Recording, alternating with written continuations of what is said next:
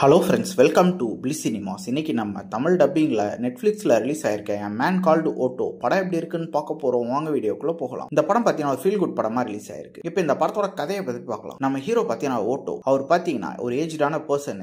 அவருக்கு ஒய்ஃப் கிட்டத்தட்ட ஒரு 6 மாசத்துக்கு முன்னாடி தான் இறந்து போயிருப்பாங்க. இந்த மாதிரி சிச்சுவேஷன்ல பார்த்தீங்கன்னா அவரையும் வேலையை விட்டு ஃபோர்ஸ்ஃபுல்லா தூக்கி இருப்பாங்க. அதனால நம்ம வாழ்ந்து என்ன பண்ண போறோம் அப்படின்ட்டு டிசைட் பண்ணி பல விஷயங்கள் பண்றாரு. ஆனா எதுவுமே ஒர்க் அவுட் ஆகல. அவர் வாழ்ந்துட்டு கம்யூனிட்டியில பார்த்தீங்கன்னா எல்லாருமே ஹாப்பியா இருந்தாலும் இவர் மட்டும் சோகமாவே இருக்காரு. அது மட்டும் இல்லாம யாரோடய மிங்கிள் ஆக மாட்டாரு. ரூல்ஸ்னு எல்லாருமே ரூல்ஸ் ஃபாலோ பண்ண சொல்றாரு. அதனாலேயே ஒரு பெருசா யாருக்குமே பிடிக்கல. இந்த மாதிரி சிச்சுவேஷன்ல பக்கத்து வீட்டுக்கு ஒரு புதுசா ஒரு ஃபேமிலி வராங்க. ஹஸ்பண்ட் ஒய்ஃப் 2 பொண்ணுங்க அப்படின்ட்டு. அந்த ஒய்ஃப் பாத்தீங்கன்னா அகைன் பிரெக்னெண்டா இருக்காங்க. இவங்க எல்லாருமே இவரோட மிங்கிள் ஆக ஆரம்பிக்கிறாங்க. இவரும் மிங்கிள் ஆக ஆரம்பிக்கிறாரு. அதுக்கப்புறம் இந்த படத்துல என்னென்ன சுவாரஸ்யமான சம்பவம் நடந்தது அப்படின்றது தான் இந்த படத்தோட மொத்த கதையே. இப்போ இந்த படத்தோட பாசிட்டிவ் நைட் பத்தி பார்க்கலாம். பாசிட்டிவ் தமிழ் டப்பிங் ரொம்ப நீட்டா லிப்சிங்கோட பண்ணி கொடுத்திருக்காங்க.